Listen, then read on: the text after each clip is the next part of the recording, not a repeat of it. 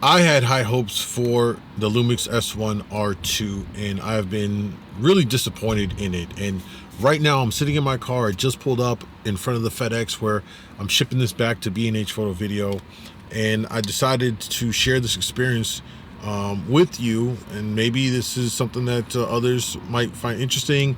Maybe some others might have experienced the same thing I'm experiencing.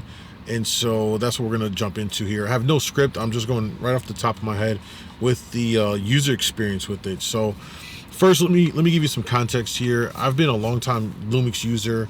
I have a wide variety of Lumix cameras. I started with the GH5, and currently I have my workhorse has been my S5 IIX, my hybrid. I love this camera. Absolutely love this camera.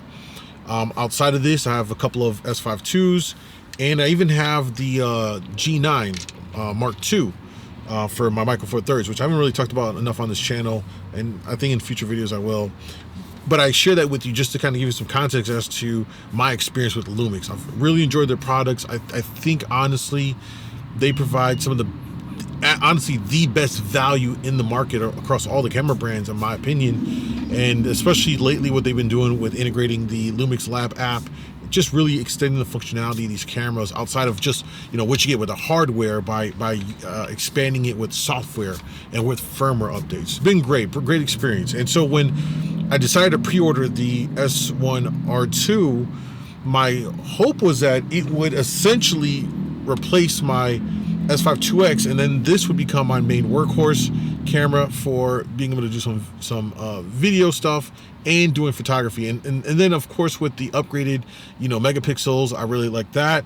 I didn't really care too much about 8K. I don't think I would really use that. I really like that 6K sweet spot, or 4K. But again, for me, being able to just capture things on the fly, I thought that this would be a step up and would really just kind of replace my S5 IIX. Not that I would get rid of this, but this would just be like the one that I pack in my bag and goes everywhere with me to just capture content on the fly, on the go, just be the workhorse for me.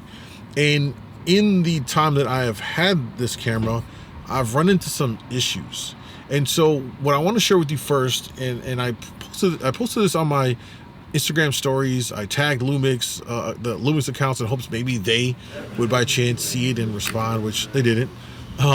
But I've run my first main issue with the S1RII is that I've had this issue where in photo mode I would go to click and take a picture, the shutter would make that initial click sound, so the shutter would close, and it would never open up again. The screen would say black, and the shutter wouldn't open. And only when I would touch the shutter button again is when it would open back up. I'd see an image on the LCD screen, and there was nothing recorded to the SD card. And it was really weird. Now, I'm not by any means a master of cameras, but I know enough. And I went through here, I double checked everything. There was nothing in the settings that, to my knowledge, would have contributed to that.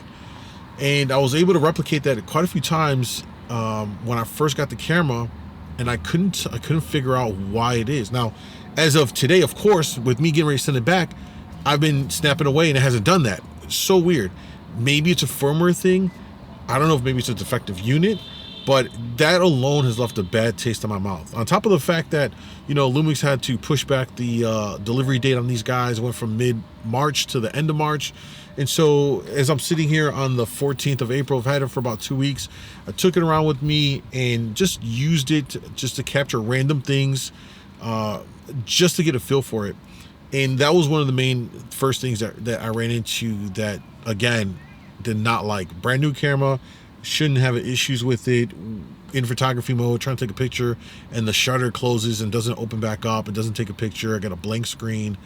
Just extremely weird. I even tried to contact support through Panasonic, which to Panasonic/Lumix credit, all these years I've never had to go to support for them for any of their prior cameras I owned. Never. Unfortunately, I went there to maybe ask them about this guy, what's going on, is it something that you're noticing out there, or is it just isolated to me? But it's kind of a nightmare because you can't even get a hold of nobody. You have to submit a ticket through Panasonic, and God knows you have to wait at least 24 hours to get a response, and it's going to be all through email. Yeah, Panasonic, that's not the move. There's so many other companies that offer, being able to contact a customer support person. Please, for the love of God. All right. That aside, that was another little bit of a pain point for me that I didn't really care for. Now, as far as everything else with the camera, what I will say is, because I'm so used to the S5 2X camera body, I've been using it for years now, I noticed, and if you, and I'm telling you, if you're somebody like me that's used the S5 II or the 2X for some period of time, you know what it feels like. You know what it feels like in your hand. You know where everything's at in your hand. Even though the S1RII is essentially mostly the same kind of a body, it's different enough that it feels off. And I don't say that in a bad way, but what I'm saying is that for me, even with 2 weeks into it, it just wasn't, like, I'm just so used to the other feel of everything that with this guy, even with the deeper, so like one of the big things with the S1RII is that the grip right here, like this, it's extended a little bit more, so you kind of got more room to grip on. But I don't think I like that.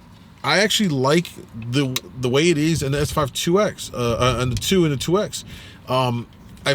For me, I don't have giant hands, so for me this is perfect for my hand size.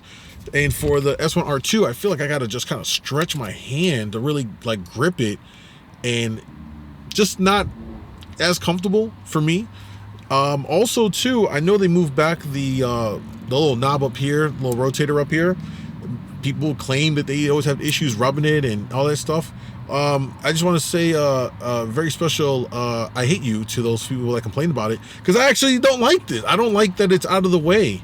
I got to go out of my way to move my thumb up and over to reach this and adjust it, and then put my thumb back down here. Again, some might say they're complaining about something very minor. You just got to move your finger a little bit. Yeah, but when you're accustomed to something the way it is here, I can quickly just do this, boom, boom, boom, real quick. And on this guy, I gotta like move my finger up. And again, because of people's hand sizes, this is gonna be a difference. If you have a big hand, you got a big old thumb, you might be able to leave it where it is, resting here, and just flick it and do whatever. I can't, so I gotta actually like use my other hand, grab it, spin it around to where I want, and then come back and do what I want to do. What I loved about the S5 II body is if I wanted to do something, I can do it with one hand. I can do this with one hand. It's very easy for me to do this, change it with one hand. Whereas for me on this guy, it's the minute I lift my thumb up to do this, it starts sliding out of my palm. So I have to use a second hand here. Again, could just be a me thing. It could be just a people that have a same hand size as me thing. Whatever the case may be, didn't really like it. I didn't really like it.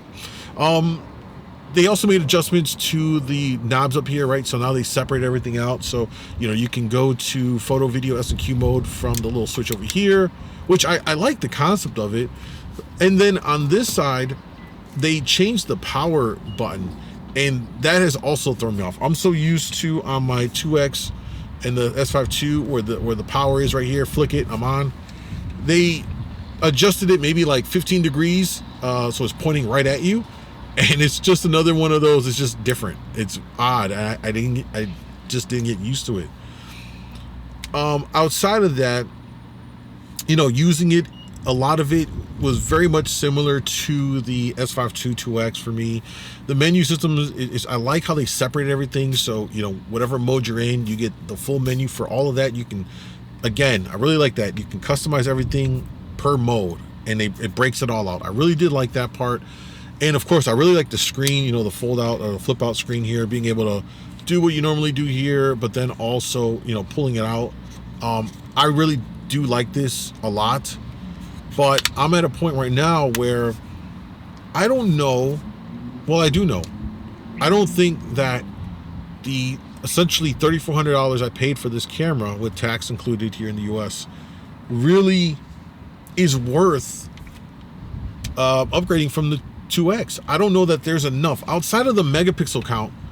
I don't think that there's enough value and upgrade in the S1R2 for me as a content creator that does a lot of hybrid stuff, that does photo on the go, does videos, talking head stuff for other content, other channels and stuff like that.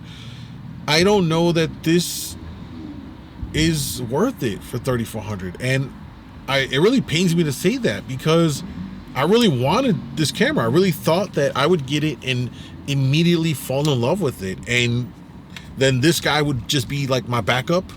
In case something went wrong with this one, I can break out the S5 and I got, I'm covered. But I kept on coming back to my 2X. Every time I would break out the S1R2, do some testing and do some recording and some photo stuff, I just wanted to get back to my S5 2X. And because of what I covered at the initial start of it with that issue with the shutter, which I really hope that it's maybe just this unit's defective, but that left a bad taste in my mouth. And I don't want to hold on to something that out of the gate at release has some kind of issue, whether it's a firmware thing, software thing, or it's an actual mechanical issue with it. It kind of put me off here, and so I'm sending it back to B&H, and it's just unfortunate. I even try to reach out some other content creators, some Lumix creators, via Instagram DM and ask them, hey, did you ever run into this shutter thing? Of course, no response, but hey, it is what it is. I'm sure if I contacted people from my main social media accounts, over 1 million followers and combined followers and all that stuff, you get a different response. But that's neither here nor there. Here I am, just a regular person by all accounts on this channel. Just wanted to share my photo and video experience outside of what I do for my main work, but just going back, kind of sad, man. I don't know. The other thing too is I was hoping maybe that they would have a firmware update at release, and I went to the Lumix page to look at the firmware releases. They don't even have the S1R2 up there at all. So, it's firmware 1.0 on here from what I saw. Again, I don't know, man. I don't want to beat a dead horse down here. It's something that I really wanted to enjoy and use and all that, but it just, again, at that price point, for the things that I'm feeling about it, experiencing with it, I just think I'm better off getting my money back, sitting on it until maybe Lumix comes out with something else that for me is going to be a significant, noticeable upgrade from the S5 2X. So we're not there just yet. I saw rumors on the rumor guys, I forgot his channel's name. I think you all know I'm talking about the guy who does all the rumors YouTube channel, that Lumix is looking at a cine camera announcement in May. Maybe that is something that might be worth checking out. But as it stands, I think the S5 II with the 2X, God, it's punching above its weight class for the price that you can get it right now, and for what it does. I'm just gonna stick with it. So I don't know, that's all I got, man. Just want to share it with you in this little video. I'm gonna run into FedEx to drop it off, send it back, and we'll see where the next video leads us here on the channel. So if you've had similar experiences, I would love to hear about your experiences, especially with that issue with the shutter closing and not opening back up with pictures taking. Let me know down below. And that's it, man. Appreciate y'all for watching. Peace.